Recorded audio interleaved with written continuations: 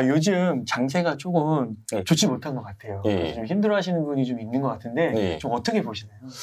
근데 저는 사실은 우리가 이게 굉장히 좀 중요한 포인트인데 장세를 안 좋다라고 생각을 하면은 사실 우리가 부정적일 수 있는 가능성이 크잖아요. 그러니까 뭔가 시장이 하락한다, 시장이 떨어진다, 더 떨어지면 어떡하지? 금리 인상에 대한 것들이 계속 유지가 되면 어떡하지? 이런 관점인데 저는 시장이 그러니까 하락한다는 관점으로 생각하기보다는 어떤 이제 관점이 변했다라고 생각하는 게 훨씬 더 좀 더 투자에 조금 더 도움이 되지 않을까라고 생각하는데요. 네.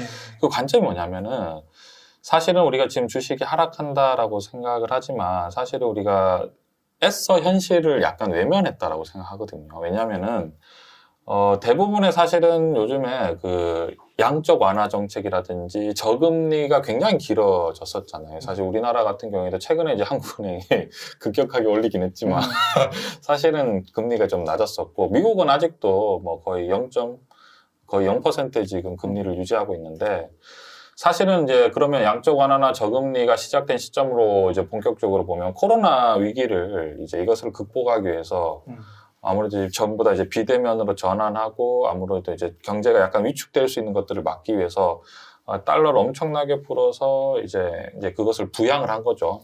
근데 달러를 풀어서 부양을 한다는 것은 일시적으로 수요를 늘릴 수는 있지만 결국은 화폐량이 많아지잖아요. 그 화폐량이 많아지면 결국 화폐 가치가 떨어지고 이걸 이제 다르게 표현하면 이제 인플레이션이라고 하는데 작년에 미국의 소비자 물가 지수가 거의 뭐 7% 정도 상승을 했잖아요. 맞더라고요.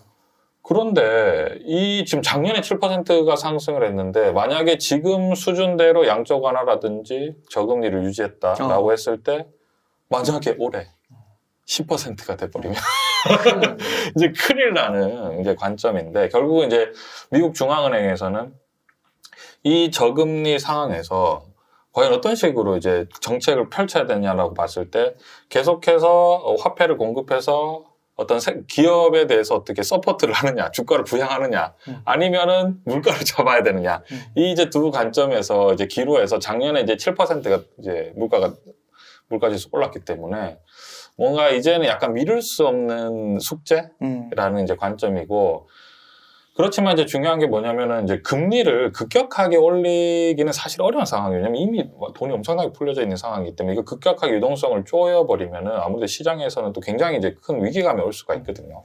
그래서 이제 미국 같은 경우에는 올해 금리를 뭐 4번, 5번 올릴 수 있다라고 했지만 최근에 미국 증시가 좀 많이 하락을 했잖아요. 그러면은 또 어떻게 이야기할 수 있냐면 원래 4번, 5번 올리려고 했었는데 생각해보니까 3번만 해도 되지 않을까.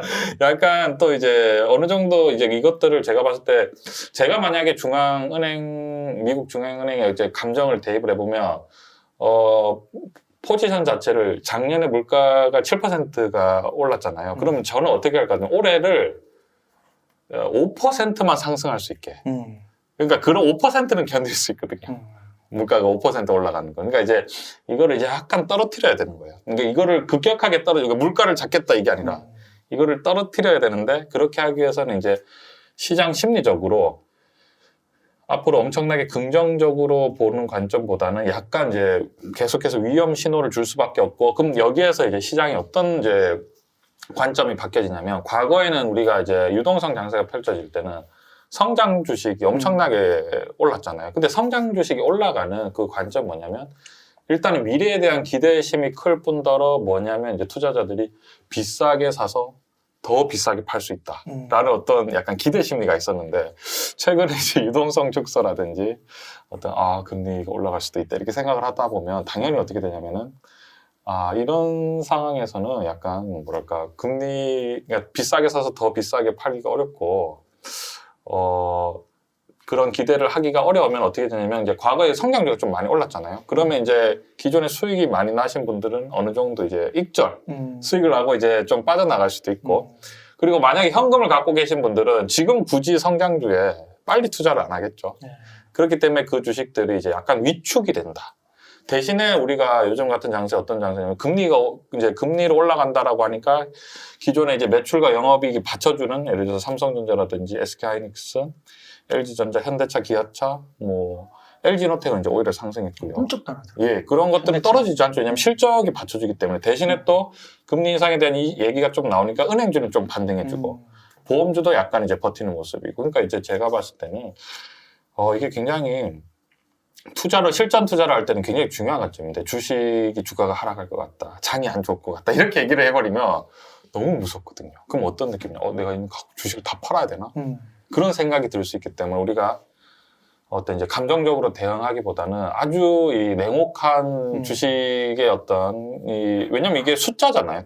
돈이 이제 숫자인데 이게 어떤 기대가 있다가 기대가 빠지고 이게 이제 돈이 이제 이렇게 계속해서 움직이는 이런 흐름을 좀 보는 게 중요한 포인트인 것 같아요. 그래서 우리가 생각할 때 장이 안 좋다, 장이 부정적이다 이렇게 생각하기보다는 이제 좀 이제 올라갔던 성장주들이 약간 성장에 대한 기대심이 좀 빠지고 어떤 실적 위주의 주식들이 조금 더 버티는 모습을 보이고 있다. 약간 그렇게 판단을 하면은 조금 더 투자할 때 유리하지 않을까라고 생각합니다. 그러면은 지금 그런 성장 주식에서 뭐 가치주, 금융주 이런 걸로 뭐 갈아타야 되는 거예요?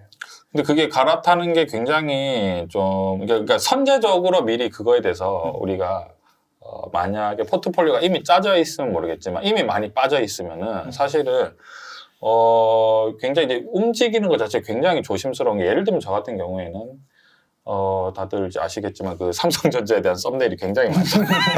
삼성전자에서 사모세요. 삼성전자에서 사모세요. 그게 왜 그러냐면 이제 우리가 그게 어떤 거냐면 제가 뭔가 투자를 어떤 그러니까 포지션인 거죠. 결국은 왜냐면 미래에 대한 예측은 아무도 할 수 없거든요. 그러니까 올라갈지 떨어질지는 몰라. 근데 포지션인 게 어떤 거냐면 미국이 증시가 계속 상승했잖아요.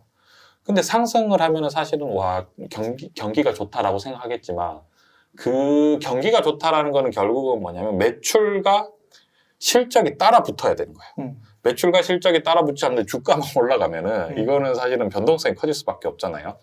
근데 실제로 제가 늘 말씀드리지만 이제 억울하다고 매일 이제 그때 웅 이사님하고도 얘기했었는데 미국은 기축통화라서 좋겠다.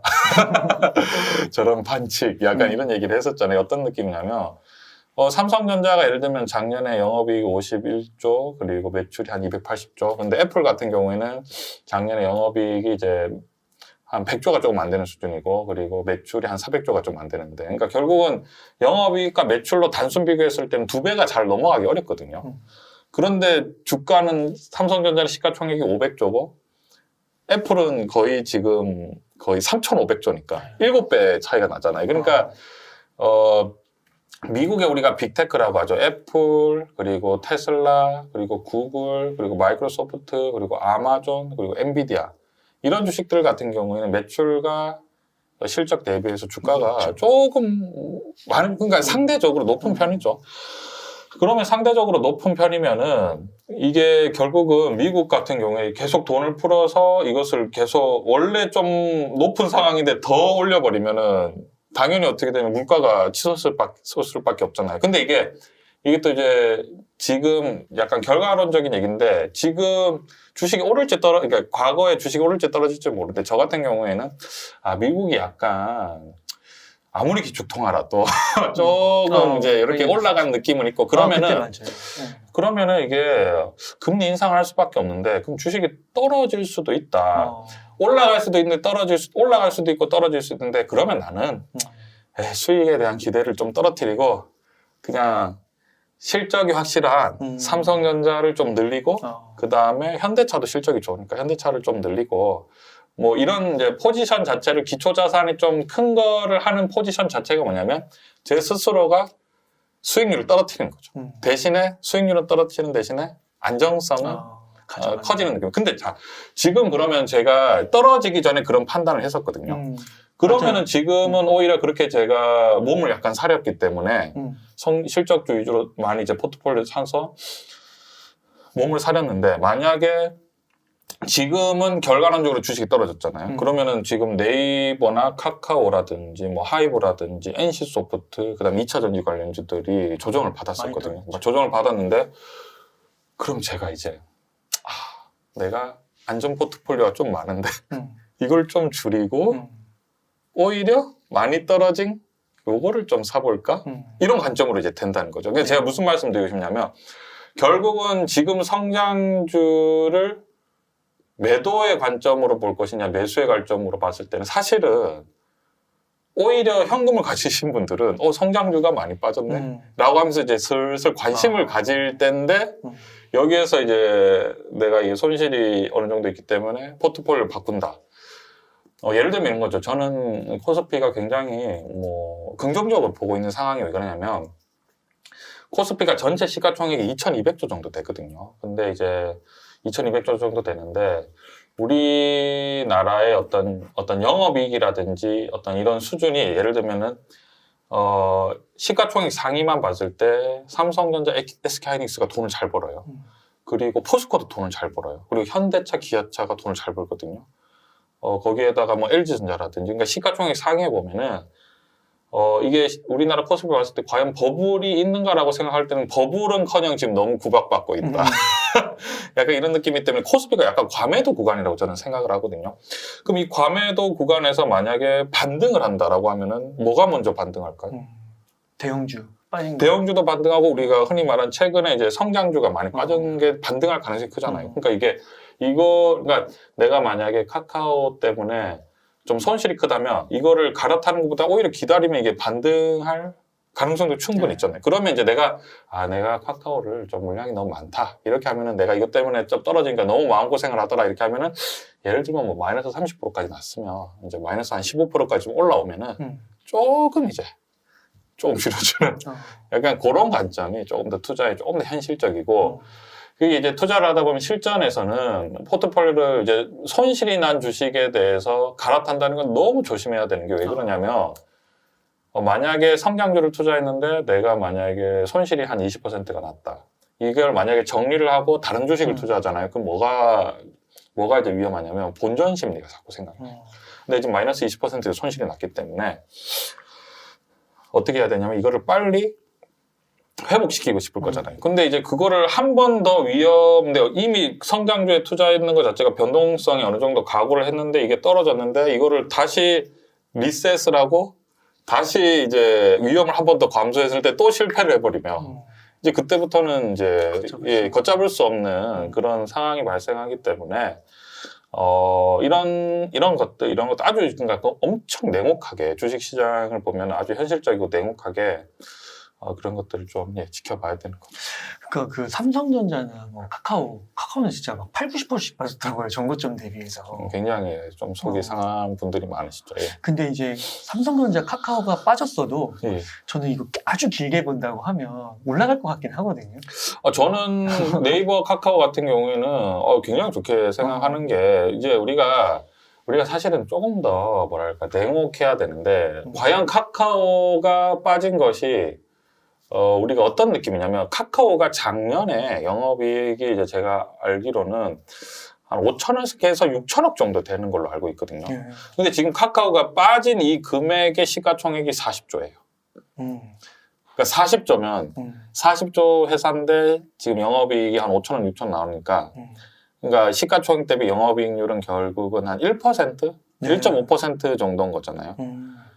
그러니까 결국 우리가 이 카카오가 빠지기 전에 시가총액이 한마디로 50조, 55조일 때는 사실은 우리가 애써 외면하고 있었지만 우리가 사실은 이게 이상과 현실의 차이인데 이상은 이제 계속 돈을 벌 수 있을 거라 생각했지만 현실은 이제 숫자는 아직 그렇게 나오지 않은 관점이죠. 그러니까 이제 금리 상승이 어떤 이제 이런 이슈가 되다 보니까 유동성의 이제 축소가 어느 정도 예상이 되니까 비싸게 사서 더 비싸게 팔기는 좀 어려울 수도 있겠다. 이런 관점으로 이제 접근을 하다 보니까 이제 기존의 어떤 실적에 비해서 과하게 좀 올라간 주식은 당연히 약간의 이제 조정을 받을 수밖에 없다. 그렇지만 예를 들어서 이런 거죠. 예를 들어서 저는 카카오가 올해 만약 작년에 5천억, 6천억 벌었잖아요. 그러면 카카오가 워낙에 또 성장성이기 때문에 올해 만약에 한 7천억에서 9천억 정도를 번다라고 하면은 시가총액이 지금 만약에 40조잖아요. 40조면은 한 2% 좀 넘어가기 시작하는 거죠. 근데 만약에 올해가 아니라 내년에 돈을 더 많이 벌 수 있다. 이렇게 기대를 하면은 지금 가격이 사실은 나쁘지 않지. 나쁘지 않은 관점이. 그러니까 이게 어떤 매출과 영업이익이 확대될 것인가. 카카오가 작년에 4천억, 5천억 벌었는데 플랫폼 발달로 인해서 올해는 6천억, 7천억을 벌고 내년에는 1조까지 올라간다라고 생각을 하면은 시가총액이 만약에 40조면은 거의 이제 3%까지 올라가는 거잖아요. 그럼 성장주 치고는 낮은 거죠. 약간 그런 느낌? 네, 그런. 그래서 정말 말씀하신 것처럼 뭔가 카카오나 네이버는 조금 뭐 지금 들어가기에는 좀 더 불안할 수도 있고 조금 더 지켜봐야 되고 뭐 이런 거는 판단을 할 수는 있긴 하지만 그쵸. 근데 길게 보면은 올라갈 것 같긴 한데 그런 것들 있잖아요. 막 진짜 좀 이익이 없고 실적이 없는 그런 주식들 많이 많죠? 오른 거 메타버스 이런 것들 있잖아요. 그런 것들을 갖고 있는 사람들은 고민이 많이 될 것 같아요.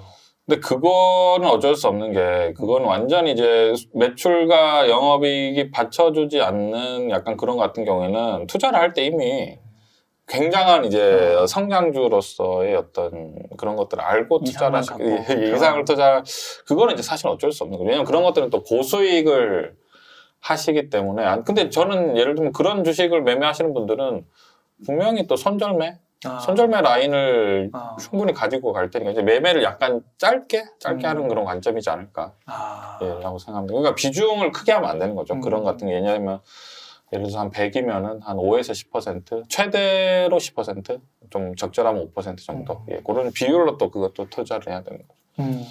그러니까 막 트레이딩이나 단기적인 이런 시각의 전문가도 아니신데 어디 이렇게 카더라 이렇게 해서 어떤 중소형주 같은 거에 거금을 이렇게 물리신 분들 있잖아요. 그러니까 그런 분들은 참 이번에 어떻게 해야 되나 이게 참. 저는 이제 항상 그러니까 주식 시장이라고 늘 부르잖아요. 근데 우리가 시장이라는 느낌을 잘 못하거든요. 이게 정말 시장인가? 그냥 주식 투자하는 거고 주식 거래하는 거 아닌가 이렇게 생각을 하는데 이제 시장적인 관점에서 우리가 항상 좀 조심해야 되는 게 주식을 투자를 할 때 수익률을 높이기 위해서는 사실은 굉장히 좀 돈을 조심해야 되는 게 뭐냐면 이게 우리가 시장이라고 하잖아요. 시장을 보면 이제 굉장히 이제 지금은 뭐 호객을 하고 이러면 약간 이제 벌금을 하고 이러지만 예를 들어서 굉장히 치열한 시장 같은 경우에는 뭐 서로의 어떤 그 고객을 하기 위해서 엄청나게 치열할 거잖아요. 제가 어떻게 생각하냐면 우리가 흔히 생각하는 시장의 한 100배에서 1000배 정도가 주식시장이라고 하거든요. 왜냐하면 서로 이제 투자자들한테 투자를 받아야 되니까 엄청나게 뭐 이거 좋아요. 막 이거 사면 돈을 벌 수 있으면 뭐 이 산업이 뭐 대박이야 이러면서 왜 우리가 시장에 가면은 뭐 3천 여기 들어와서 뭐 싸게 해줄게 다른 데 가봐야 소용없어 막 이렇게 하잖아요. 그러니까 생각해야 되는 그런 이제 그러니까 굉장히 이제 뭔가 수익률을 쫓다 보면은 나도 모르게 내가 아무리 뭔가 정신을 차리고 있어도 수익률을 쫓다 보면 너무 많은 이제 유혹이 많다 보니까 호객이 너무 많잖아요. 그런 것들은 이제 항상 좀 위험 관리 측면에서 좀 조심을 해주는 게 좋죠.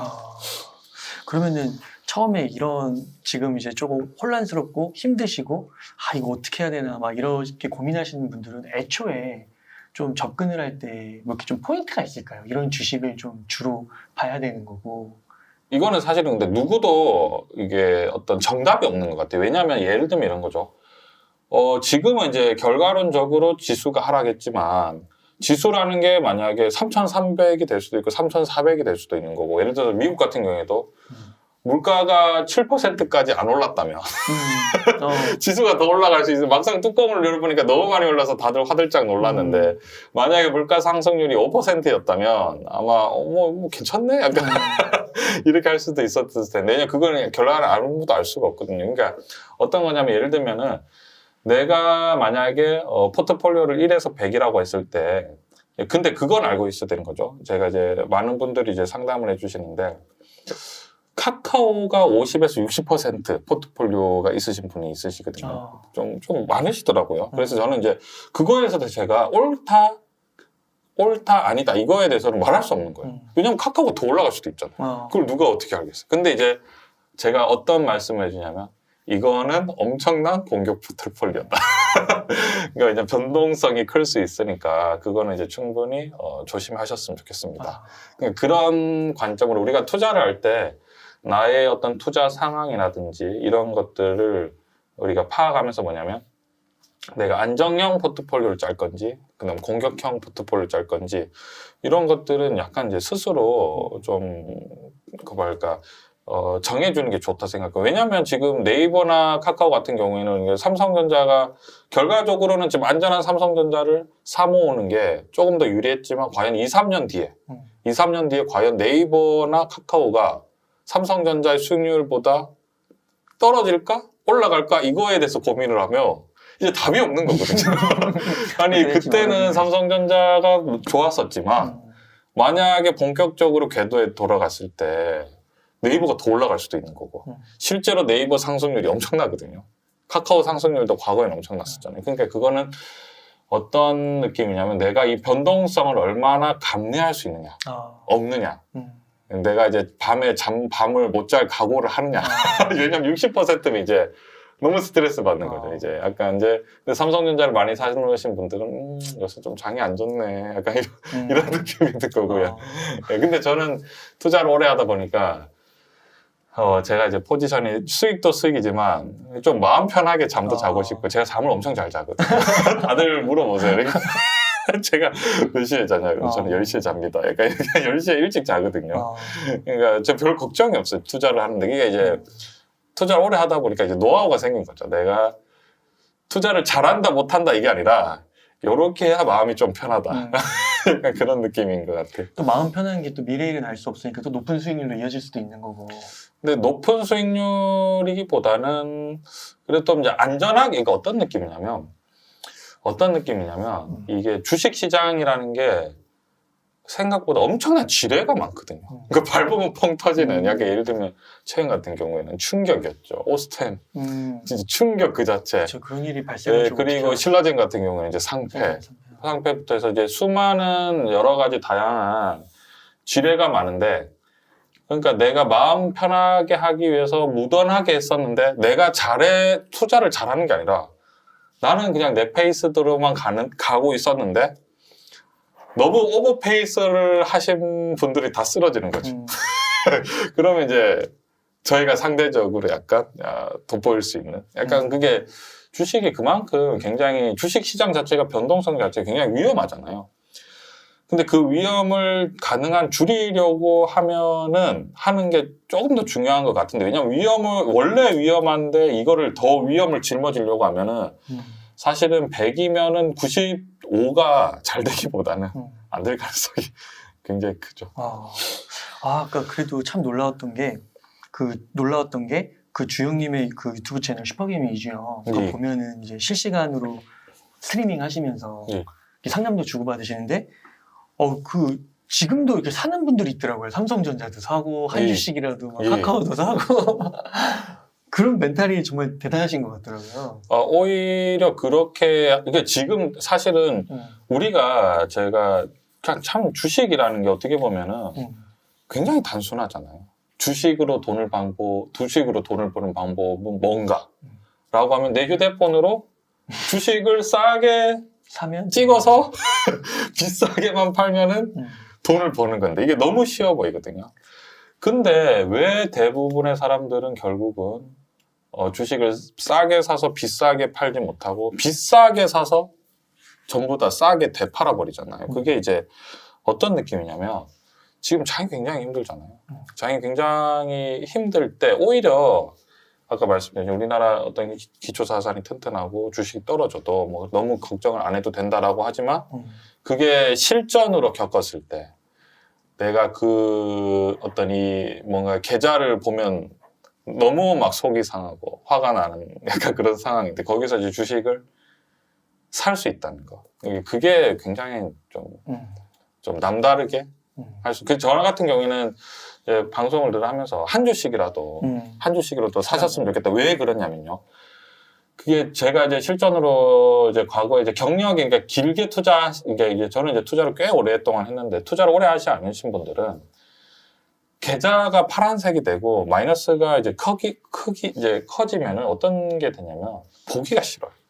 현실을 이제 내가 당한 현실을 뭔가 인식하고 싶지도 않고 내 자산이 30%가 마이너스가 났다는 게 너무 이제 화가 나기 때문에 일단은 그거를 이제 안 하시고 나면 어떻게 되냐면은 또 반복되는 거예요. 나중에 왜냐면 이 고통스러운 거를 지켜봐야 되잖아요. 그리고 이 고통스러울 때 어떻게 하냐면 주식을 한두 주식이라도 사면은 나중에 지나고 나면 그때 한두 주식 샀던 그 가격이 지나고 보니까 최저점이었던 거죠. 그걸 이제 경험적으로 저희가 이제 좀 알아갈 수 있게 이제 좀 근데 이제 무섭잖아요. 사실 주식이 떨어질 때 많이 사면 너무 무섭잖아요. 근데 그걸 이제 많이 사는 게 아니라 분할로 조금씩 사면은 어떤 투자의 습관이 좀 되지 않나.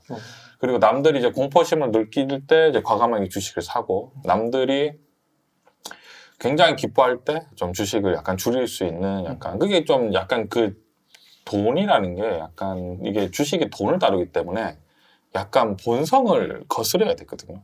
그러니까 굉장히 기분 좋을 때 스스로 약간 자제해야 되고 굉장히 공포스러울 때 용기를 내야 되고 약간 그런 게 참 어렵지 않나라고 생각합니다.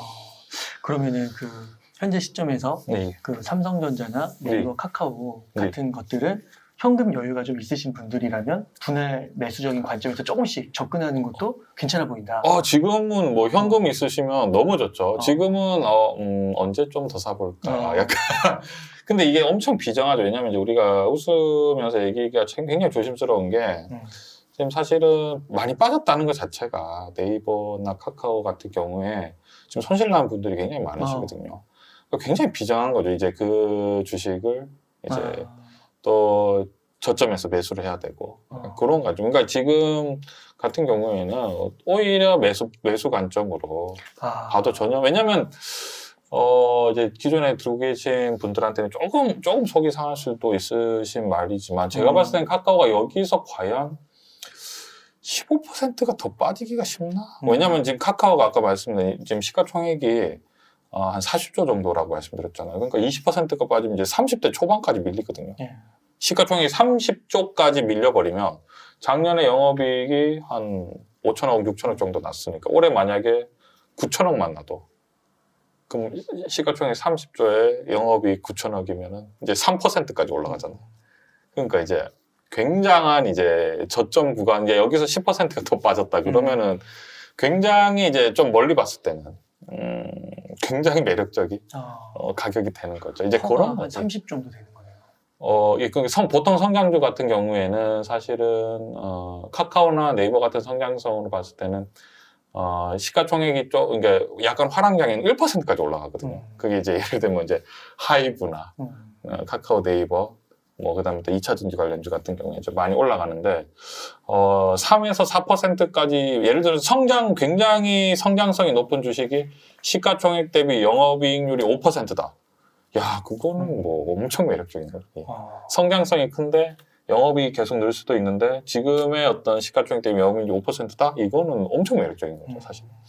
그 카카오가 이번에 그 전고점 대비해서 막 한 8, 90% 이렇게 빠졌잖아요. 그럼 이거를 그 코로나 때 지수적인 관점에서 보면 그때도 엄청 막 빠지잖아요. 막 30%, 40%씩 지수가 빠지잖아요. 그럼 그때는 보면은 그 이제 투자자들이 막 던진 거잖아요. 그 낙폭이 무서우니까. 그게 이제 개별 주식적으로 봤을 때도 카카오도 막 떨어지니까 이제 막 투자자들이 이렇게 던졌다라고 보면 되는 건가요? 막 90%까지 빠지는 거예요? 투자자들이 이제 던졌다라기보다는 아까 말씀드린 유동성이 축소될 가능성이 있기 때문에 이제 기존에 사실 카카오가 빠졌다고 해도 사실은 이제 한 3, 4년 정도 관점으로 보면 오른 관점이거든요. 멀리서 좀 이제 롱 포지션으로 봤을 때는.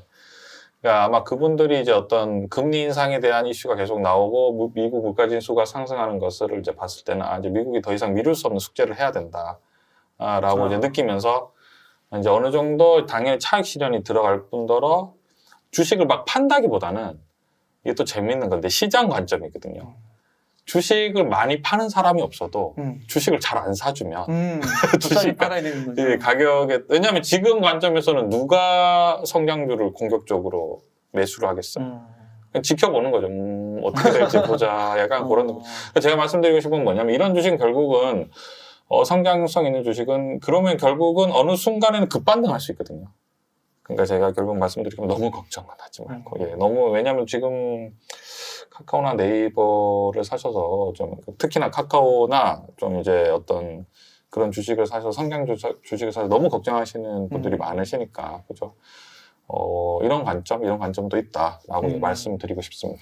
그러니까 삼성전자나 또 성장주에서 뭐 네이버, 카카오 정도의 그런 것들을 사신 분들인데 현재 마이너스를 기록하고 있으신 분들은 조금 참고 그럼요. 지금은 어쩔 수 없죠. 지금은 절대 움직이시면 안 던지면 안 돼요. 된다. 지금은 아까 말씀드렸지만 여기서 만약에 10%가 더 빠지면 아까 말씀드렸지만 시가총액이 40조인데 40조 깨져버리거든요.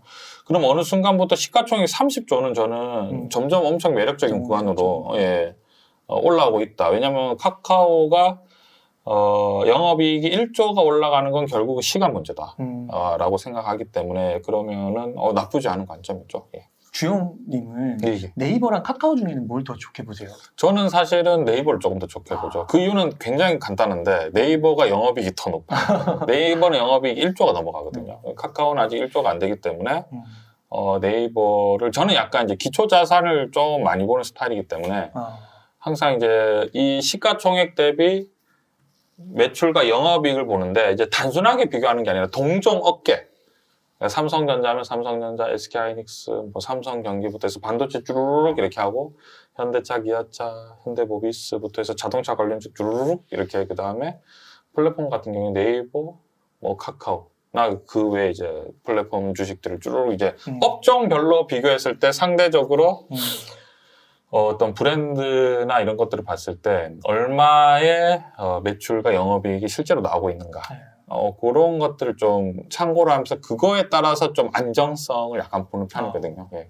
그래서 네이버를 약간 더 좋아하는 거는 단순한데 네이버가 영업이익이 더 높습니다.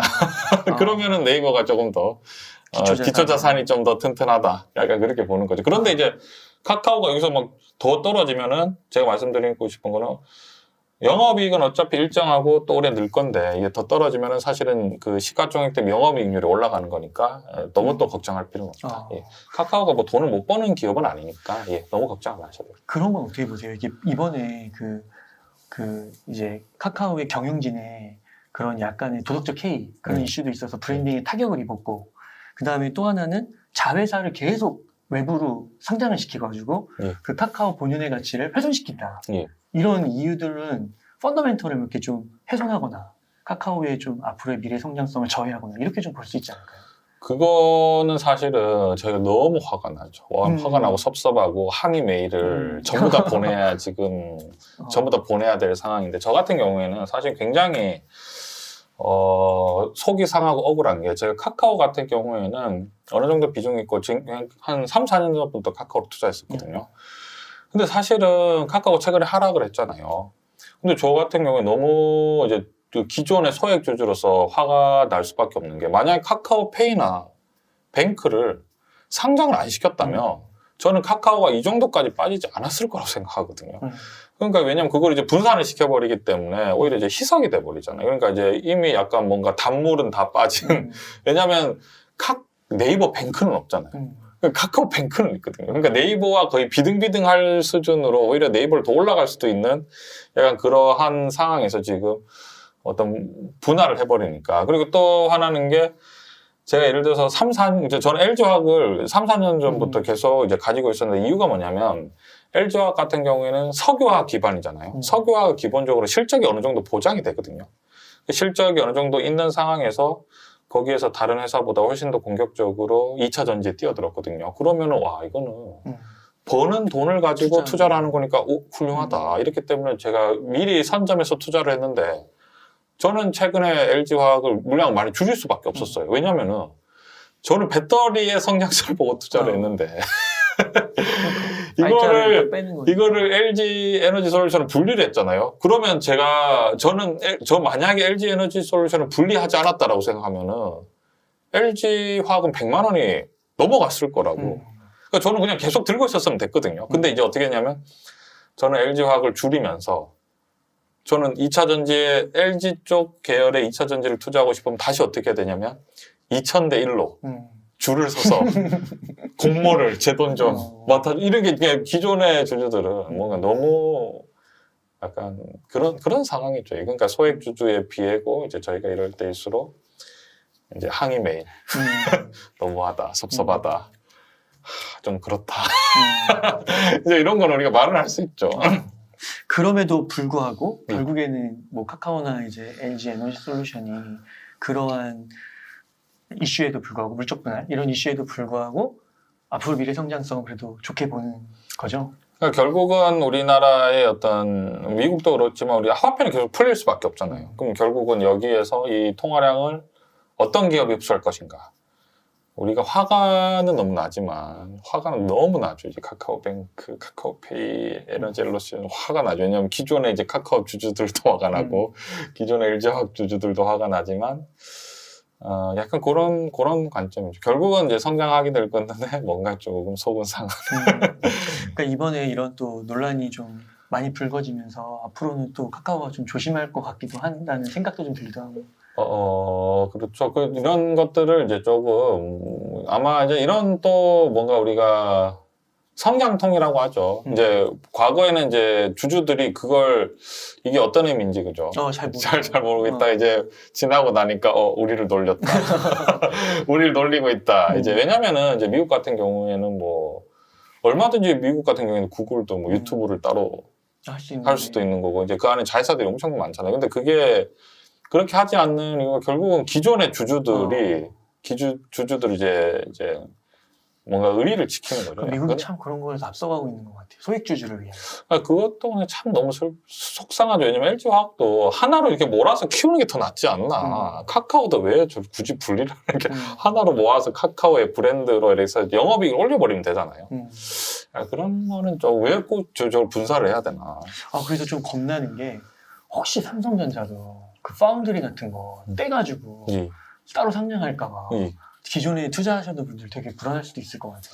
근데 그거를 이제 제가 굉장히 질문을 많이 받았었는데요. 그게 이제 약간 이제 카카오랑 LG 쪽하고는 약간 이제 좀 분위기가 다를 수밖에 없는 게 삼성전자의 외국인 투자 지분율이 50%가 넘어가고 그리고 삼성전자 우선주는 외국인 지분율이 거의 85%이기 때문에 그게 이렇게 쉽지는 않고 지금 분위기상 만약에 분할을 했다 이러면 이제 왜냐하면 삼성전자 소액주주들이 엄청나게 많잖아요. 난리 날 것 같아요. 예, 그게 이제 쉽지는 않을 것 같아요. 이제 저희 항의 메일 엄청 보낼 수 있어요.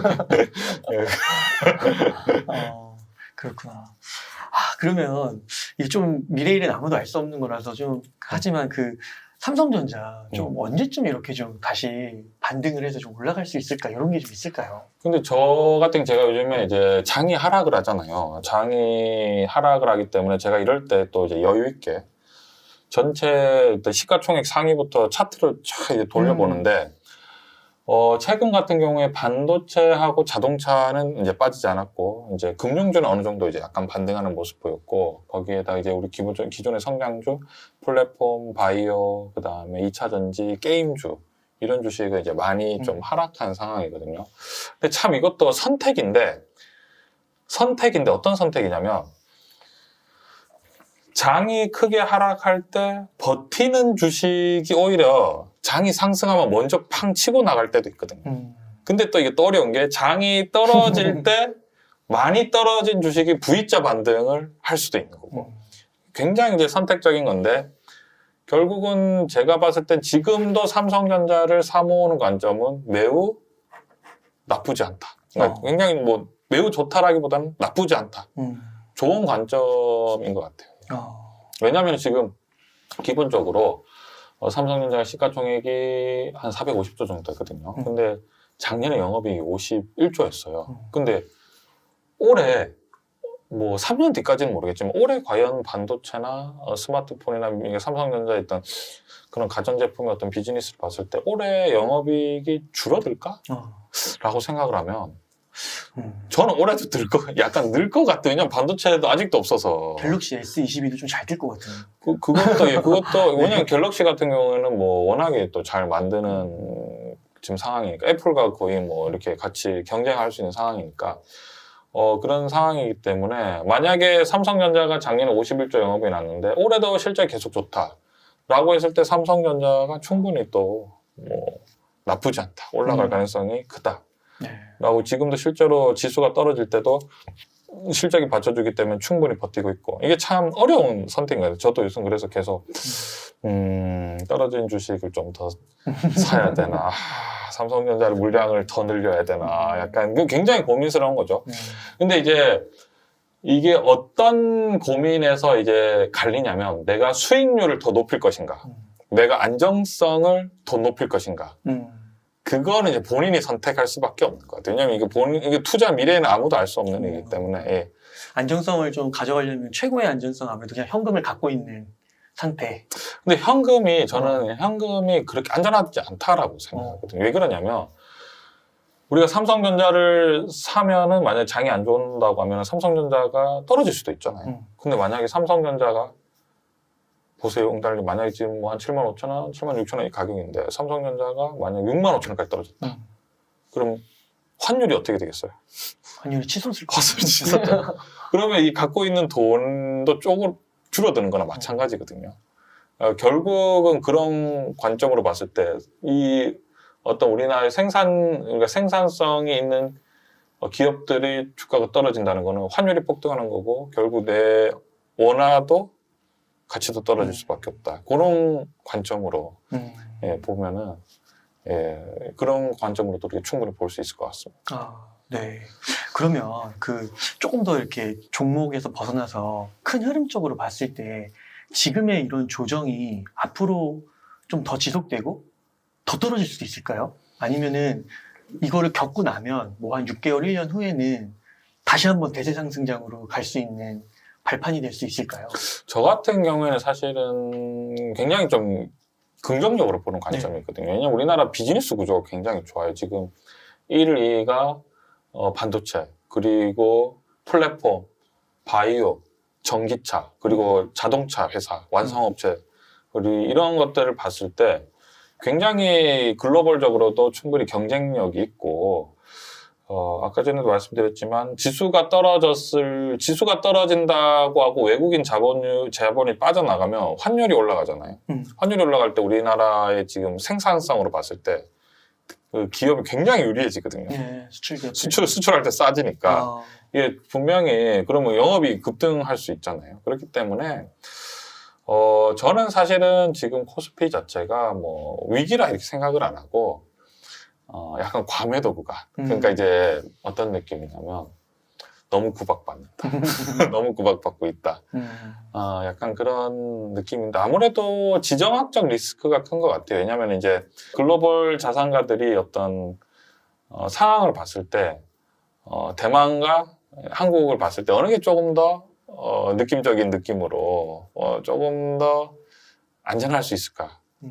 그런 관점도 있는 것 같고요. 지금 사실은 결국은 어떤 기업 생산성도 생산성인데 제가 봤을 때는 최근에 이제 또 북한이나 뭐 이런저런 좀 뉴스가 나오잖아요. 뉴스가 이슈가 되고 뭐 요즘에 좀 미사일도 좀 여러 개 좀 이제 보내고 있고 하다 보니까 그런 저런 이유로 약간 결국 말씀드리고 싶은 거는 기업의 어떤 본연의 실적에 비해서는 과매도다.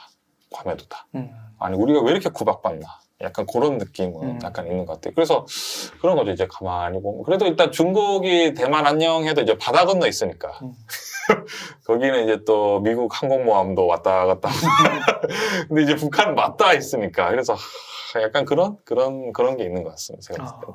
그러면은 뭐 2,800 밑으로 막 2,700, 2,600, 2,500 막 이렇게까지는 가능성이 그럴 때는 완전히 기회죠. 완전히 기회죠. 오히려 그거를 우리가 이제 그래서 제가 아까 중요한 게 그런 거예요. 어떤 우리 주식이 주가가 하락한다, 주가가 떨어진다 이렇게 하면 무섭잖아요.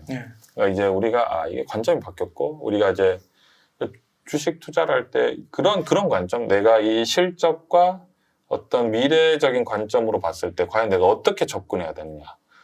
그러니까 조금 이제 우리가 감정적인 것보다는 이게 왜냐면 우리가 주식이라는 게 돈을 다루기 때문에 굉장히 감정적일 수 있는데 그런 감정적인 것들을 조금 빼면서 이성적으로 숫자적으로 접근했을 때 조금 더 투자가 조금 더 그러니까 이성적으로 보이지 않을까라고 생각합니다. 그래서 너무 겁을 낼 필요는 없다. 지금 충분히 좀 빠져 있는 상황이고 지금 혹시나 힘드신 분이 있으시면은 그래서 어쩔 수 힘이 들지만 이런 힘든 것도 좀 뭐랄까 경험으로 삼으시면서 과거에 내가 투자를 해보니까 성장주의 포트폴리오가 너무 많으면 너무 이제 변동성이 크고 스트레스가 받을 수 있으니까 내가 이런 경험을 통해서 다음에는 내가 좀 주영님처럼 좀 마음 편하게 하기 위해서는 조금 이제 좀 실적이 받쳐주는, 그러니까 실적이 받쳐준다는 게 어떤 의미가 있냐면, 실적이 받쳐준다는 게 이제 어떤 의미가 있냐면, 그러니까 실적이 받쳐준다고 주식이 올라가나요? 이렇게 말씀을 많이 하실 수 있거든요. 그러니까 어떤 느낌이냐면, 예를 들어서 삼성전자가 시가총액이 작년에 50조를 벌었잖아요. 그런데 그러니까 영업이익이 50조인데 시가총액이 450조잖아요. 그럼 주가가 떨어지면 어떻게 할 수 있냐면, 그러니까 시가총액 대비 10%의 수익이 나기 때문에 주가가 떨어질 때 저희가 메일을 보낼 수 있는 거예요. 어떻게 하냐면은 배당을 좀 늘려주세요. 라든지 자사주라도 좀 매입해주세요. 왜냐면 들어오는 돈이 많잖아요. 그러면 이제 주가 방어를 할 수 있거든요. 믿는 구석이 있는 거죠. 돈을 어차피 많이 버니까 배당을 늘려달라고 막 이제 저희가 막 때를 쓸 수도 있고 그리고 아니면은 돈이 많기 때문에 신사업에 투자를 할 수도 있는 그런 관점인데, 이제 만약에 이제 들어오는 돈이 없다. 들어오는 돈이 없는데 성장적인 관점으로 주식이 많이 올랐다고 해서 떨어질 때 이 주주로서 뭔가 이제 말할 수 없는 그런 느낌이 있는 거죠. 그런 차이? 믿는 구석. 믿는 구석이 있고 없고의 차이. 그런 관점이 그래요. 예. 그러니까 이게 그 주영님께서 낙관적이다 이런 거를 좀 전제로 깔아주시긴 했지만, 만약에 더 떨어지면은 이제 기회로서 좀 작용할 수 있는 것 같고. 나쁘지 않죠. 예. 너무 걱정을 안 하셔도 돼요. 제가 봤을 때는. 지금 현금 여유가 좀 있으신 분들은 아주 조금씩 그 분할 매수 관점으로 접근하는 것도 나쁘지 않다. 그럼요. 네. 지금은 나쁘지 않습니다. 그리고 미래 성장성으로 봤을 때 한국의 뭐 시가총액 탑10 기업들은 좋다. 나쁘지 않죠. 나쁘지 않다. 예, 굉장히 나쁘지 않고 굉장히 일을 열심히 하는 글로벌 기업으로 분류를 해보면, 그러니까 왜 최근에 그런 뉴스가 떴더라고. 일본이 우리나라 뭐 이제 평균 그 수입보다 뭐 이제 점점 비슷해지고 있다. 이런 뉴스를 떴는데 저는 그게 너무 새롭지 않았어요. 왜냐면 그 산업 구조를 살펴보면 우리나라는 시가총액 상위 1, 2가 지금 반도체가 포진해 있거든요. 근데 일본 같은 경우는 아직도 여전히 도요타가 1위니까. 그러니까 자동차 반도체를 봤을 때는 사실 반도체가 훨씬 더 압도적일 수 있고, 왜냐면은 자동차 같은 경우에는 사실은 글로벌 기업들이 뭐 미국 같은 GM도 있고 뭐 굉장히 많잖아요. 거기다 뭐 일본도 있고 우리나라도 있고 상하이 자동차도 있고 뭐 유럽은 뭐 독일 3사가 엄청나게 또 차를 잘 만들고 있고 뭐 영국 같은 경우에도 차를 만들고, 그러니까 이게 글로벌 경쟁이 굉장히 치열한데, 반도체 같은 경우에는 저 정도 수준의 반도체를 만들 수 있는 기업이 뭐 TSMC, 삼성전자, 뭐 하이닉스, 뭐 인텔, 마이크로젠 뭐 몇 개 없거든요.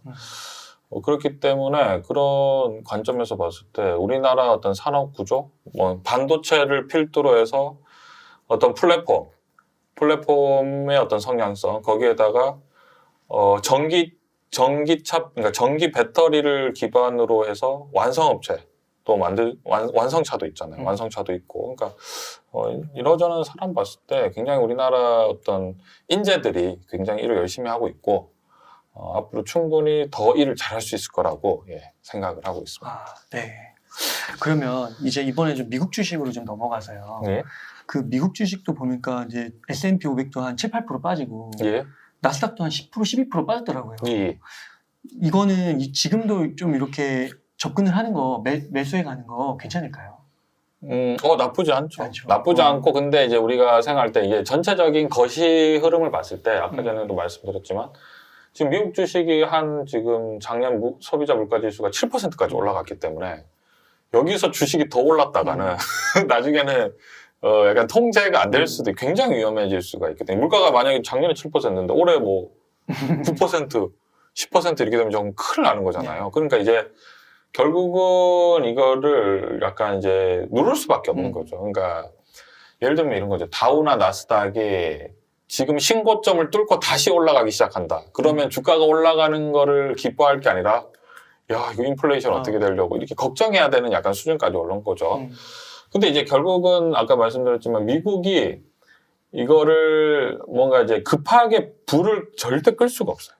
그러니까 그냥 결국은 작년에 7%니까 올해는 5%까지만 2%만 떨어뜨리자 이렇게 누르려고 할 건데 그런 관점으로 봤을 때 그리고 또 미국이 워낙에 좀 기축 통화에 그런 상황이기 때문에 저는 이제 과거에 참 이게 너무 재밌는 게 어떤 생각을 하냐면 요즘 미국의 달러를 보면서 어떤 느낌이냐면 미국 너무 강해지고 있다.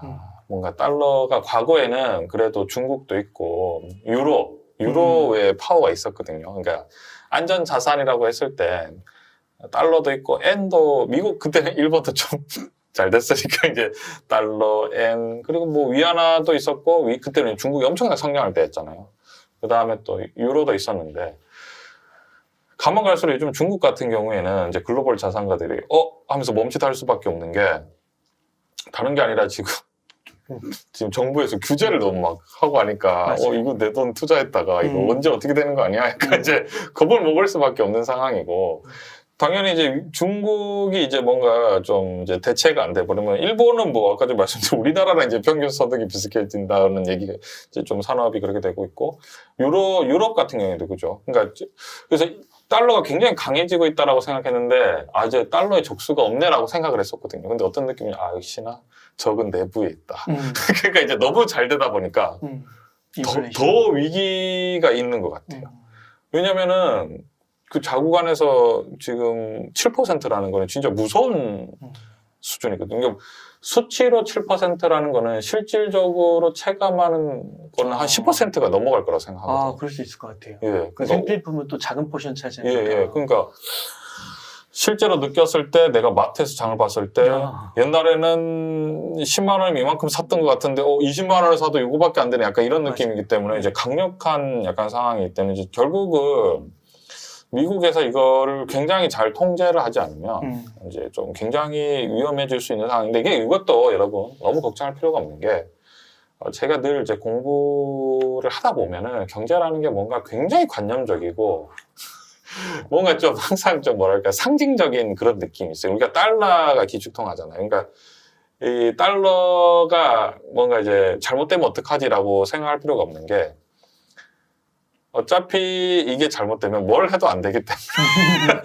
우리가 뭔가 미래에 대해서 그런 사고 너무 어차피 뭐 어쩔 수 없다. 그때는 그때는 나의 모든 뭐 이런 것들이 다 무너져도 일단 내가 건강하니까 건강하니까 이제 가서 이제 다시 이제 파를 심고 양파도 심고 나뿐만 아니라 주변에 다. 그러니까 그런 게 같이 우리 힘을 모아서 다시 그런 느낌이기 때문에 너무 걱정을 할 필요 없고요. 그러니까 이런 그러니까 사실은 제가 보통 많은 분들이 굉장히 투자하는 사람 치고 마음 편해 보인다. 저는 이제 공부를 하면 할수록 어떤 느낌이냐면 결국은 이런 모든 것들이 결국은 우리가 이제 값어치가 있다라고 생각하는 달러나 금이나 그리고 이런 우리가 뭐 많은 자산들이 결국은 우리가 그거를 가치가 있다고 믿어서 가치가 있는 거지. 제가 이거 공부를 하다 보면은 사실은 본질적으로 가치가 있는지 없는지 파악이 점점 안 되는 것 같아요. 지금 같은 경우에도 달러가 작년에 물가 지수가 7%고 올해 이게 어떻게 될지 모르잖아요. 올해도 지금 이제 그렇죠. 죽기 살기로 미국이 중앙은행에서 머리가 엄청 아픈 거죠. 이거를 최대한 미국 어떤 지수를 떨어뜨리지 않으면서 물가를 최대한 낮출 수 있는 방법이 뭘까? 엄청나게 지금 고민을 할 지금 가능성이 크거든요. 과거에는 사실은 제가 봤을 때는 미국이 봤을 때 어떻게 했냐면 이제 경쟁자들을 제압했어요. 경쟁자들을 제압하면서 달러의 어떤 위상을 더 키웠거든요. 근데 이제 지금 봤을 때는 이미 경쟁자가 약간 없는 것 같을 때 과연 저거를 어떻게 또 처리할 것인가 그런 관점이 있는 거죠. 굉장히 이런 게 저는 좀 그래서 제가 이런 공부를 하면서 어차피 저게 안 되면 뭘 해도 다 안 되니까 그래서 이제 제가 할 수 있는 건 뭐냐면 잠을 잘 자고 밥도 잘 먹고 그리고 이제 열심히 또 운동하고 뭐 그럴 수밖에 없지 않나라고 생각합니다. 역사적으로 봤을 때 그 S&P 500이나 나스닥 이런 지수가 한 10% 빠지면 많이 빠진 건가요? 근데 그게 사실은 과거에 역사적으로 봤을 때 서브프라임 같은 걸 겪으면은 속절없이 하락하고 있는 상황이고 이번에도 최근에 코로나 이슈가 터졌을 때도 언제든지 빠질 수 있죠. 언제든지. 그러니까 우리가 최근에 우리가 이제 최근에 그런 게 있습니다. 그러니까 우리가 분위기, 그러니까 우리가 시장이잖아요. 시장이 아까 말씀드린 굉장히 정신이 없고 호객이 굉장히 많은데, 그러니까 뭔가 끝없이 오를 것 같은 부동산이라는 우리가 상품 같은 경우에도 언제 어떻게 될지 모르고 끝없이 오를 것 같은 미국 시장도 사실은 미국 미래이기 때문에 어떻게 될지는 사실 아무도 알 수가 없는 거죠. 그래서 이제 우리가 어떤 그런 투자를 할 때 어떤 맹목적인 그런 것보다는 늘 이 기초자산이라는 것들에 대해서 대비해서 혹시나 이런 거죠. 뭐 예를 들어서 부동산 같은 경우에는 뭐 정말 여기에서 내가 어떤 현금 흐름을 만들기 위해서는 뭐 예를 들면 뭐 그냥 뭐 임대료라든지 뭐 월세를 우리가 계산할 수도 있는 거고, 아니면은 뭐 미국 같은 경우에도 전체 이 시가총액 대비해서 기업의 매출과 영업이익은 도대체 얼마인가, 이런 것들을 이제 보면서 이제 그거에 대해서 물론 이게 훨씬 더 달러가 유리하고 뭐 그리고 부동산도 훨씬 더 안전할 수도 있지만, 우리가 어떤 그거에 대해서 너무 이제 뭔가 이제 그런 것들에 대해서 절대적으로 하는 것보다는, 왜냐면 절대적으로 하다 보면 아무래도 조금 더 스트레스를 받을 수 있기 때문에 그런 것들에 대해서 우리가 좀 더 유연하게 대처하는 게 조금 더 좋지 않나 생각합니다.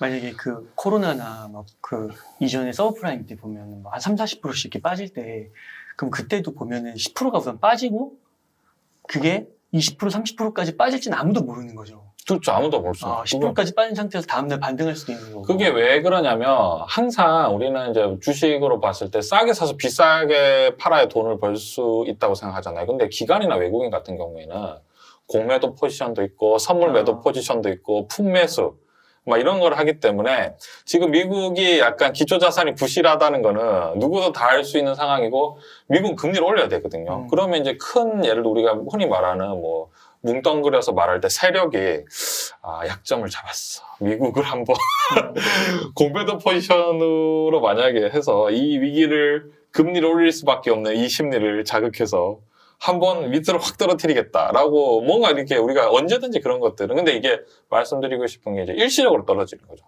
일시적으로 확 떨어질 수도 있고, 뭐 그게 만약 근데 장이 무너지면 우리 어떤 자본주의 자체가 신용 경색이 올 수 있고 위험할 수 있기 때문에 그런 상황을 미리 이제 염두에서 아마 연준이 뭔가 또 이제 활동을 계속 이제 중앙은행에서 활동을 열심히 하고 있을 거라고 생각합니다. 그러니까 굉장히 이게 우리가 늘 어떤 관점이냐면 이 화폐랑 이런 달러나 이런 모든 어떤 관점이 그냥 저절로 값어치가 있는 게 아니라 끊임없이 이거에 대해서 이제 밸런스를 맞추기 위해서 계속 지금도 어떻게 해야 되지 아마 다 그렇게 하고 있을 거예요, 제가 봤을 때. 예. 그런 거를 우리가 이제 알게 되면은 주식의 변동성이 이해가 되는 거죠. 이거 원래 움직이는 거구나. 약간 이렇게. 예. 그러니까 평소에 그 주식을 매수할 때 기초자산을 충분히 생각해 보면서 그런 주식들을 매수해 가는 거, 모아가는 거, 그런 관점이 필요한 것 같네요. 예. 지난번에 그 인플레이션을 흡수하는 주식이라는 관점을 한번 제시해 주셨거든요. 예. 요거 한 번만 더 설명 부탁드려도 될까요? 인플레이션을 흡수한다는 거는 결국은 예를 들어 어떤 산업이 있으면 지금 통화량이 굉장히 많잖아요. 이 통화량을 처리할 수 있는 방법이 뭐냐면은 결국은 어떤 산업의 특정 산업이 이 돈을 흡수할 수 있어야 되거든요. 근데 흡수를 하면서 가장 이상적인 게 뭐냐면 매출과 영업이익이 올라가는 거예요. 그러면 인플레이션이 잡히는 거죠. 실적이 받쳐주니까. 그러니까 이 통화량을 흡수하면서 새로운 가치죠. 매출과 영업이익을 만들어내면 실질적인 경제 성장률을 만들어내는 건데, 통화량을 흡수를 하긴 하는데 매출과 영업이익이 없으면 이제 약간 허수처럼. 왜 그러냐면, 왜 그게 그렇게 되냐면, 매출과 실적이 생기면은 뭘 더 확장할 수 있냐면 인력을 더 확보할 수 있거든요. 그럼 실제로 일하는 사람들이 생길 수 있잖아요. 그런데 만약에 매출과 실적이 안 나오면은 추가로 고용하기가 어려운 거예요. 왜냐하면 추가로 고용하면 고용할수록 뭐가 더 커지게 되는 거죠. 적자가, 고정 비용이 느니까 적자가 늘어나잖아요. 그러면 결국은 그게 이제 나중에 우리가 흔히 말 좀비 기업처럼 그렇게 돼버리면 이제 굉장히 이제 채권도 안 좋고 채권 등급에도 안 좋고 안 좋은 상황인데, 그러면 지금 같은 경우에 과연 통화량을 흡수할 만한 그러니까 통화량을 흡수한다는 건 결국은 그 산업에 수많은 인력들이 투입되고 그 인력들이 투입이 됐을 때 매출과 생산성을 만들 수 있는 산업이 뭐가 있을까라고 생각을 했을 때 저는 이제 과거에는 인플레이션주 자체를 어떤 거냐면 이제 뭐 예를 들면 고려아연이죠. 금을 만드는 회사라든지 아니면 LG생활건강이라든지 뭐 오리온이라든지 예를 들면 물가가 올라가는 만큼 화폐 가치가 떨어지는 만큼 상대적으로 뭔가 상품의 가격이 올라가잖아요. 그런 주식들을 좀 긍정적으로 봤었는데 최근에는 약간 느낌이 바뀐 게 뭐냐면 통화량이 너무 많은 거예요. 그러니까 통화량이 너무 많은데 저 브랜드는 물론 당연히 뭐 예를 들어서 코카콜라라든지 뭐 이제 소주 값이라든지 올라가긴 올라가겠죠. 근데 통화량을 흡수하기에는 너무 뭔가 규모가 작다. 브랜드는 항상 그 자리고 너무 조금씩 올라가는 것 같은데 과연 이 통화량을 흡수할 만한 기업이 뭐가 있을까라고 했을 때는 사실 지금 관점에서는 제일 뭔가 좀 현실적으로 좀 될 수 있는 게 뭐냐면 반도체, 그다음에 스마트폰, 그다음 플랫폼, 그다음에 2차 전지, 그다음에 또 만약에 어떤 정말 현실적으로 될 수 있는 만약에 환경 그린 에너지. 환경 그린 에너지 중에서도 제가 봤을 때는 소형 원자로. 그러니까 원자력이 사실 굉장히 위험하잖아요. 우리가 이제 기존에 원자력을 이용하는 게 굉장히 위험한 게 뭐냐면 이제 지금 보면 원자력 발전소는 저는 이제 원자력 발전소를 볼 일이 많은데 정말 크거든요. 방공호부터 해서 이제 엄청나게 크잖아요. 근데 그게 하나가 잘못되면 진짜 일대가 완전히 끝장이 나니까. 근데 이제 그거를 어떻게 하면 더 작게 만들어서 왜냐하면 그 원자력이 어마어마한 에너지잖아요. 그러니까 그거를 이제 정말 작게 만들어서 최악의 상황이 잘못돼도 너무 크게 뭐 거의 뭐 우리가 말하는 뭐 흔히 뭐 핵폭탄급의 그런 재앙이 발생. 우리가 뭐 왜냐면 뭐 일본 같은 사태도 보고 러시아도 근데 한번 원자력 발전소가 잘못되면 너무 이제 그 피해가 막대하기 때문에 그런 것들이 이제 결국 기술이 더 발전해서 과거에는 너무 크게 만들었는데 크게 만드는 게 물론 효율은 좋겠지만 효율은 좀 더 떨어지더라도 안전하게 만들 수 있는 방법을 이제 찾아내면 그런 것도 이제 성장성이 있다고 생각하고요. 그런 관점인 거죠. 어떻게 하면 더 이제 미래가 발전해 나가면서 앞으로 나아갈 것인가. 그러니까 인플레이션을 흡수한다는 게 시중에 이렇게 돈이 풀리면 예를 들어서 그 주식을 사람들이 사면 그 돈이 그 주식이라는 자산으로 들어가는 거잖아요. 그렇죠. 그런 식으로도 흡수할 수 있는 그게 거고. 흡수하는 거죠. 또 그 기업에서 뭐 시설 장비를 늘려야 되잖아요. 막 공장도 짓고 반도체 같은 거, 배터리 같은 거. 그러면 대출 받으면서 또 돈을 끌어올 수도 있어서 또 통화량을 흡수하는 거고. 그런 식으로 흡수라는 게 그런 방법이 여러 가지로 볼 수 있는 건가요? 그거 대출 같은 경우에는 만약에 대출을 하면 새로운 통화가 더 생겨버리는. 약간 왜냐면은 이제 대출을 받는 순간 새로운 통화가 더 많이 생기는 약간 관점이 있는데 가장 이상적인 거는 이제 주식으로 자금이 들어가는 게 가장 사실은 이상적인 거죠. 그래서 그럼 기업 가치가 이제 막 퍼가 올라갈 거 아니에요. 그런데 이제 거기에 매출과 영업이익이 따라 올라가면 그러면 그게 가장 이상적이죠. 엄청 이상적인 거죠. 그게 이제 진정한 성장성이라고 볼 수 있는 거죠. 그렇게 해서 이제 반도체, 뭐 말씀해주신 플랫폼, IT, 뭐 이런 배터리 이런 쪽으로. 그럼요. 그린 뉴딜 쪽으로. 그렇게 되는 거구나. 그래서 그러면 앞으로 이런 인플레이션을 흡수할 수 있는 주식 거기에 초점을 좀 맞춰가지고 투자를 할 필요가 있다. 그러니까 상대적으로 아까 말씀해주신 식품주나 이런 것들은 통화량이 너무 많기 때문에 좀 과도한 거고 부담이 되는 거고. 그렇게 볼 수가 있겠군요.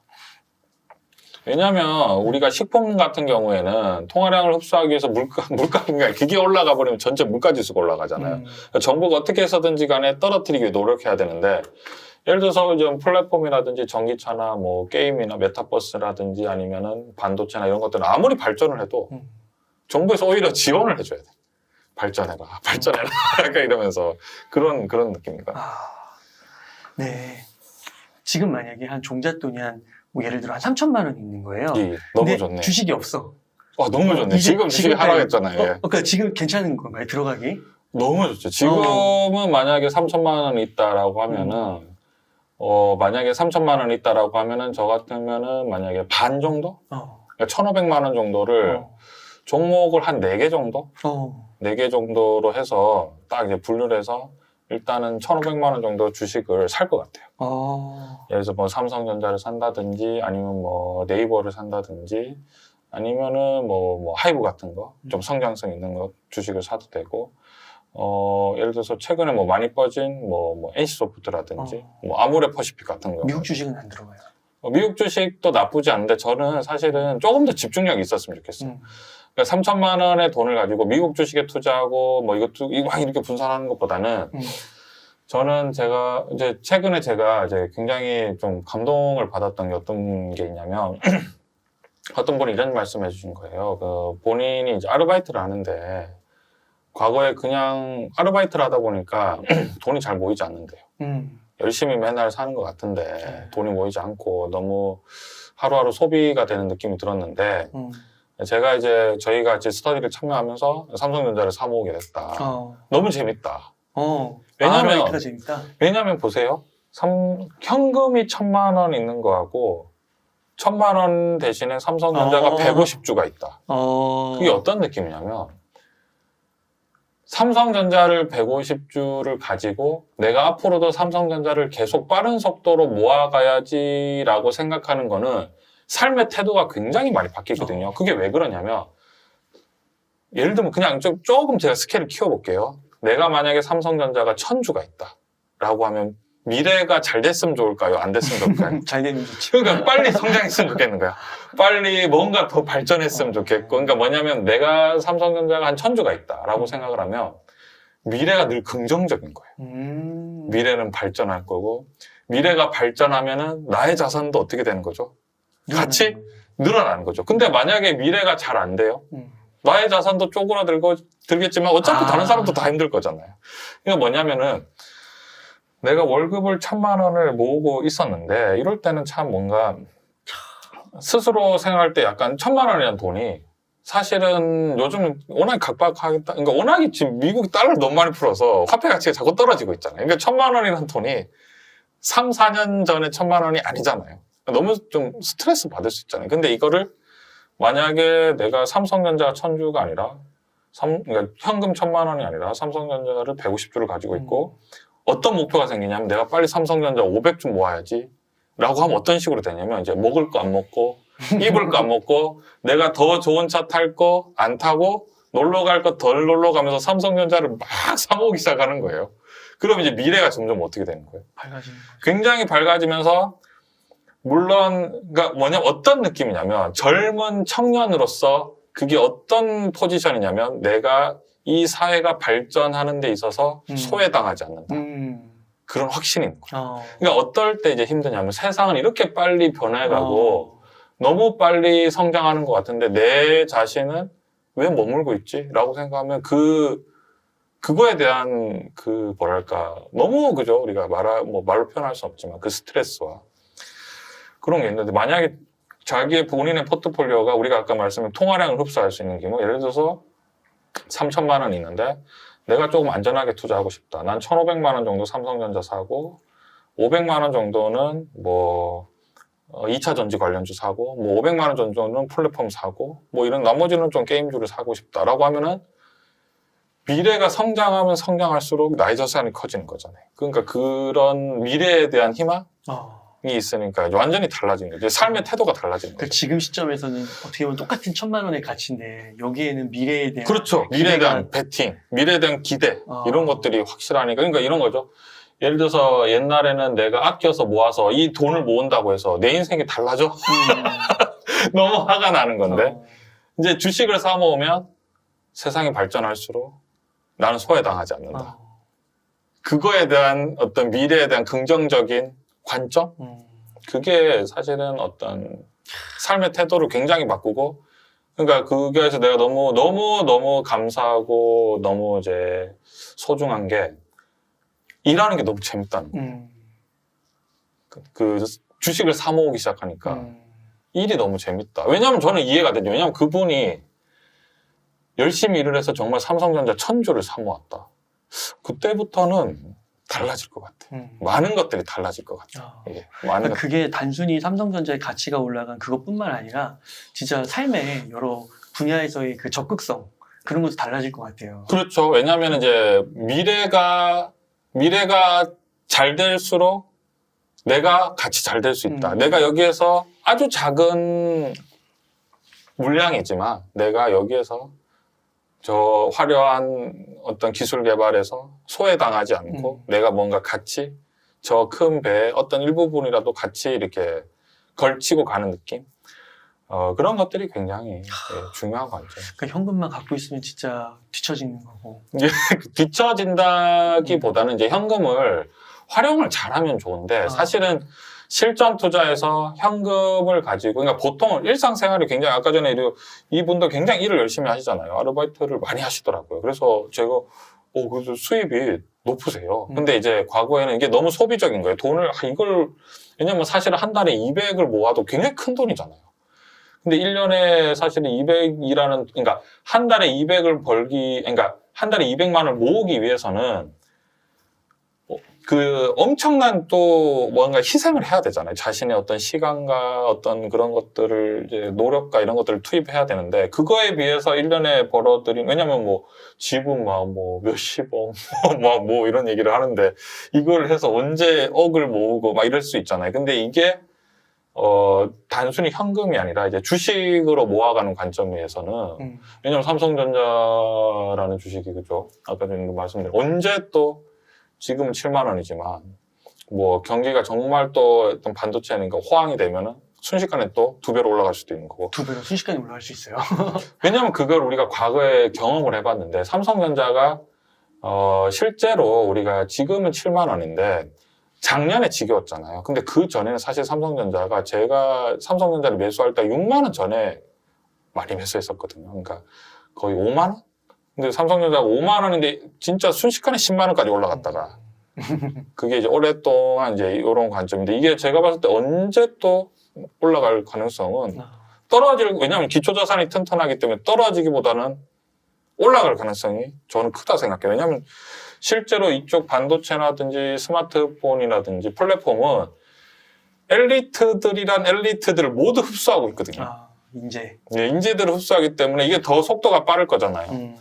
그러니까 이제 현금만 가지고 있으면 내가 이 발전하는 세상에서 소외당하는 느낌이겠지만 그런 주식을 갖고 있으면 굉장히 미래 긍정, 열심히 일하는 사람들이 다 좋아 보이고. 저는 자본주의의 긍정적인 관점을 그런 포인트에서 찾거든요. 뭔가 이제 자본주의의 이 변동성과 이 어떤 불안이 결국은 저는 어떤 거라 생각하냐면 기업가 정신? 그러니까 알 수 없는 미래에 그 자본이 몰려서 뭔가 투자를 하고 그래서 제가 아까 또 화나는 게 LG화학이 배터리를 투자하길래 미리 투자해놨었는데 그런 관점인 거죠. 그래서 이제 우리가 돈을 모아간다는 관점, 주식에 투자한다는 관점을 약간 이런 관점으로 바꾸면 조금 더 이제 보는 눈이 달라지고 그 2억을 주식으로 돈을 번다는 게 우리가 흔히 하면은 200만 원씩 모아서 주식 투자를 해서 번다 이런 관점이 아니라 엄청 공격적으로 이제 매수해 가는 거죠. 엄청 사모아 버리는 거예요. 내가 비싼 차 살 거 나는 내가 미래에 투자하겠다.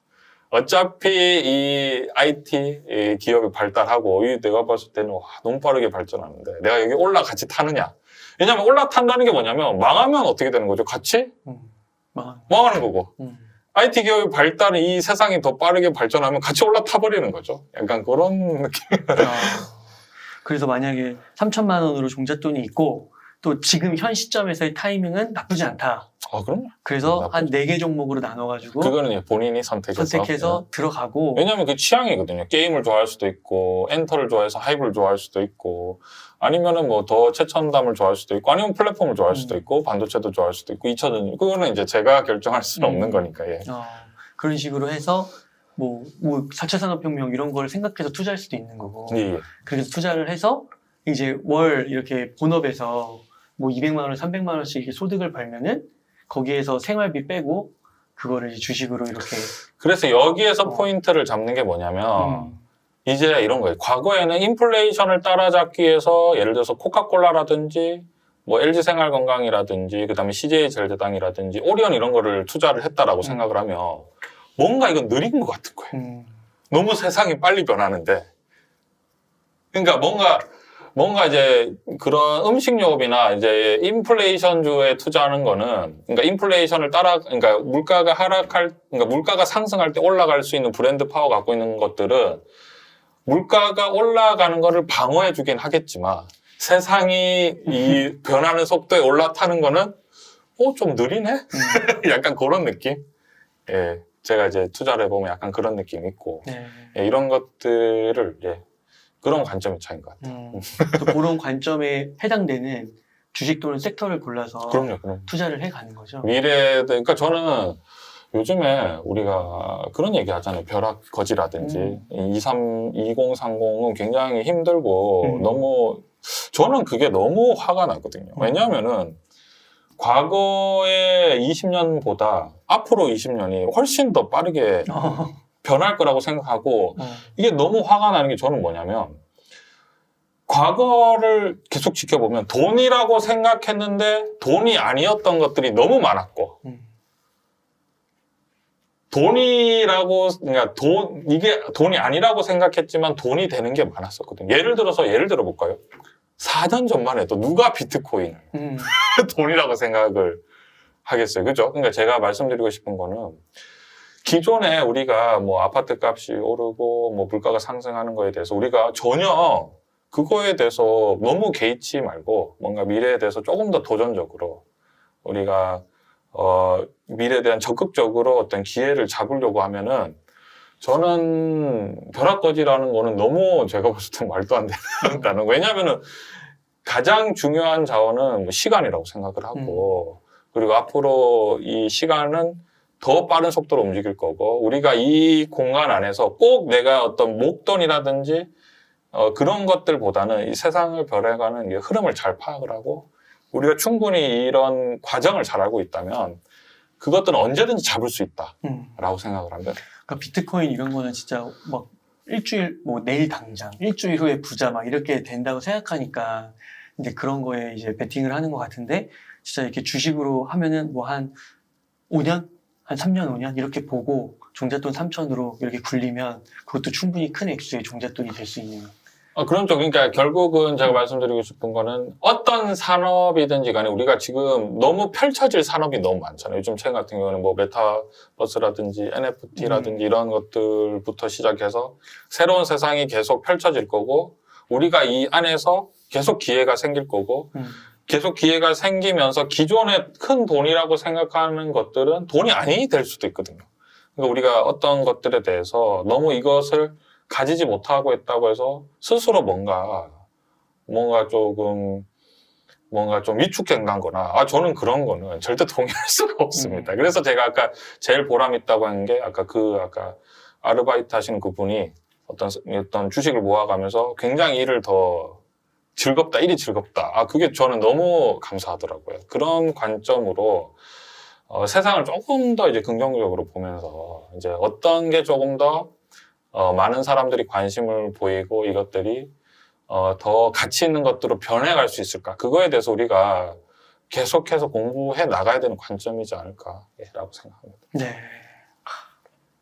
그러니까 주변에서 주영님 보셨을 때 친구분들 그때 이제 한 3천만 원 이렇게 시작해서 한 5년 지나서 한 2억 만들고 5년도 안 걸려요. 3년? 3년. 2, 3년이면 걸려요. 왜냐면 친구들이 돈이 없다고 했는데 자꾸 돈을 가져와요. 돈이 어디서 나는 것 같아. 내가 봤을 때 조용아 나는 한 달에 뭐 100만 원밖에 적응 못해라고 했는데 이걸 사모다 보니까 재미가 있나 봐요. 점점 더 자꾸 200을 가져오고 300을 가져오고 400을 가져오고 이게 순식간에 이제 왜냐면 이제 실제로 그렇구나. 이제 원래 보통 이제 처음에 할 때 주식이라는 게 위험하다라는 약간 고정관념이 있었는데 실제로 삼성전자나 이런 것들을 사모하고 가다 보니까 이렇게 지겨울 수가 없다. 약간 이거는 전혀 뭔가 불안하지 않다. 약간 이런 느낌인데 그냥 막 이제 그때부터는 자꾸 돈을 어디서 가져오는 것 같더라고요. 약간 순식간에 이제 커지고 그게 커졌을 때 만약에 이제 나중에 주식 좀 올랐다 이러면은 뭐 순식간에 이제 커지기 시작하는 거니까 우리가 이제 목돈이라고 하면 보통 그죠 사실은 이제 2, 3억이 일단 되기 시작하면은 굉장히 좀 여유가 생기죠. 네. 근데 그 과정이 이제 쉽지는 않지만 제가 말씀드리고 싶은 거는 불가능한 건 아니다. 그러니까 누구나 2억 가까이는 불가능한 건 아니다. 왜냐면 그 주식을 잘 사모으다 보면 언젠가 또 기회가 오거든요. 예, 그런 거. 그러니까 그 시작은 주식을 사는 것이네요. 그거 나쁘지 않죠. 네, 나쁘지 않은 거기서부터 관점이죠. 계속 시작해야 모아가면서 더 욕구가 예, 생기는 거고. 예. 폭락에 대한 이야기 한번 해보고 싶은데 그럼요. 코로나 때 한번 폭락이 크게 있었잖아요. 예. 조만간에 막 폭락이 오고 막 어떤 분들은 막 무슨 2023년에 뭐라 그러더라? 트리플 버블인가 막 이런 거 얘기하고 막 엄청난 그런 용어들을 쓰시더라고요. 그런 의견에 대해서는 좀 어떻게 보세요? 사실은 우리가 폭락을 겪어봤죠. 최근에 가까운 이제 코로나 폭락을 겪어봤는데 사실은 우리가 경험해봤지만 폭락이 굉장히 일시적이잖아요. 결국은 지수가 빠졌다가 순식간에 2배 이상 상승을 했기 때문에 결국은 우리가 아까 전에도 이제 말씀드렸죠. 막연하게 사실은 지금 두려운 장세잖아요. 두려운 장세이기 때문에 폭락에 대해서 우리가 걱정을 할 수 있는데 우리가 상식적인 수준에서 접근했을 때 코스피의 어떤 기업의 생산성을 봤을 때 지금 만약에 폭락은 할 수 있겠지만 폭락을 하는 순간에 우리나라 이제 기업이 좀 좋은 기업 같은 경우에는 진짜 배당이 치솟는 상황이기 때문에 저는 막 그렇게 크게 걱정을 하지 않고 미국 같은 경우에도 사실은 폭락하기가 쉽지 않다라고 생각하는 게 지금 예를 들어서 애플이라든지 아마존, 구글, 페이스북 그리고 테슬라 이런 주식 같은 경우 마이크로소프트나 지금 사실은 그게 기업이 경쟁이 될 수 있는 예를 들어서 중국 같은 경우에는 1위가 술 회사고 약간 그게 이제 경쟁이 그렇게 쉽지가 않거든요. 그러니까 어떤 이 성장에 대한 기대심이 뭔가 경쟁으로 인해서 여기 좀 부실하다라고 해야 되는데 그러니까 워낙에 지금 선점하고 있는데 단지 이제 너무 선점하다 보니까 너무 이제 통화량이 많이 늘어진 거죠. 그래서 지금으로 봤을 때는 우리가 물론 이제 폭락에 대해서 또 걱정을 할 수 있지만 만약에 폭락이 온다고 해도 그야말로 아까 말씀 이 불안 심리를 자극해서 어떤 이득을 보기 위한 그는 일종의 일시적인 가격일 뿐이지 금방 회복. 금방을 회복을 할 수 있다 생각하고요. 만약에 진짜 정말 폭락을 했다라고 했을 때 그럼 내가 현금을 갖고 있다고 해서 사실 또 안전하지도 않다. 그러면은 그 폭락을 막 기다리면서 현금을 모아가고 현금을 더 늘려가고 이런 것보다는 그냥 조금씩이라도 그게 훨씬 더 현명하죠. 예, 그게 왜냐면 이제 내가 주식장이 많이 떨어질 것 같다고 하면은 현금을 100% 갖고 있는 것보다는 내가 좀 떨어질 것 같다라고 하면 30-40%를 일단 발을 담궈 놓고 나머지 50에서 60은 현금으로 듣고 있다가 더 떨어지면 사야지라고 하는 게 훨씬 더 사실은 그게 더 노련하게 할 수 있는 거죠. 왜냐면 그 타이밍을 잡기도 너무 어렵고 삼성전자가 이제 그러니까 결국은 이제 하락했다가 또 금방 배당이 올라가고 반등할 수 있는 상황이잖아요. 그렇기 때문에 그 타이밍을 잡기도 어렵고 또 그 기본적으로 생산성이 높은 주식들이 막 떨어지게 되면 환율도 급등해버리니까 그런 것도 생각하시면서 투자를 하시죠. 막 폭락의 징조라고 해서 막 여러 가지 요인들을 막 얘기하잖아요. 예. 근데 그런 것들을 알고 있어도 이 폭락을 정확하게 예측하기는 불가능하다고 봐야 되는 거죠. 그게 왜 그러냐면 폭락을 왜 아무도 예측할 수 없냐면 미국 연준에서도 엄청 잘하고 싶을 거거든요. 폭락을 하기 싫어할 거예요. 왜냐면 폭락하면 일단 다 이제 교체, 요거 엄청 들으면서 이제 최악의 이제 은행장으로 기록되면서 불명예 퇴직을 해야 되잖아요. 근데 본인들도 엄청 잘하고 싶을 건데 이제 과거에 같은 경우에는 이제 그러니까 중앙은행 미국 중앙은행 같은 또 경험이 굉장히 많죠. 어떤 거냐면 예를 들어서 미국 대공황 같은 경우에는 그런 때 어떠냐면 인플레이션이 급격하게 일어나니까 금리를 너무 빨리 올린 거예요. 그래서 이제 그런 공황이 몇 번 일어났었거든요. 그래서 이제 그런 것들이 계속 이제 과거의 실패를 하면서 겪어 나가면서 최대한 이 실패를 하기 위해서 노력을 할 텐데 그러니까 본인들도 실패를 하기 싫을 텐데 이제 하다 보면은 사람이 하는 일이기 때문에 실패를 하잖아요. 그러면 이제 확 무너지거든요. 아니면 이제 방심을 해서 기습적인 그 공매도 세력을 이제 뭔가 방어하지 못했을 때. 저는 이제 앞으로 증시 흐름을 잠깐 살펴보면 미국 증시가 저는 약간 생각보다 조금 더 많이 빠졌다고 생각하거든요. 최근에 미국 증시 좀 많이 빠졌잖아요.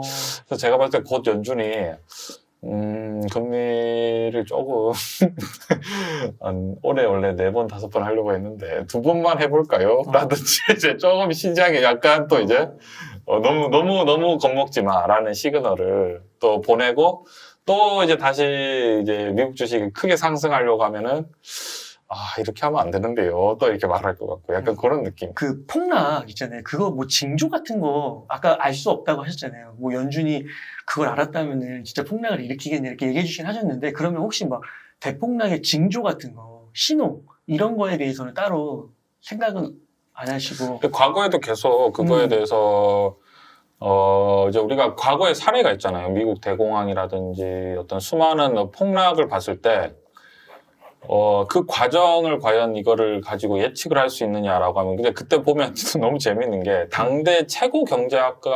경제학자님께서 더 이상의 폭락은 없다라고 얘기했는데 그 다음부터 폭락을 해버리고 맞아요. 며칠 뒤에 했다고 그러더라고요. 그게 왜 그러냐면 결국은 그거를 전부 다 잘 이끌고 가고 싶은데 이렇게 잘 이끌어지지 않는 거거든요.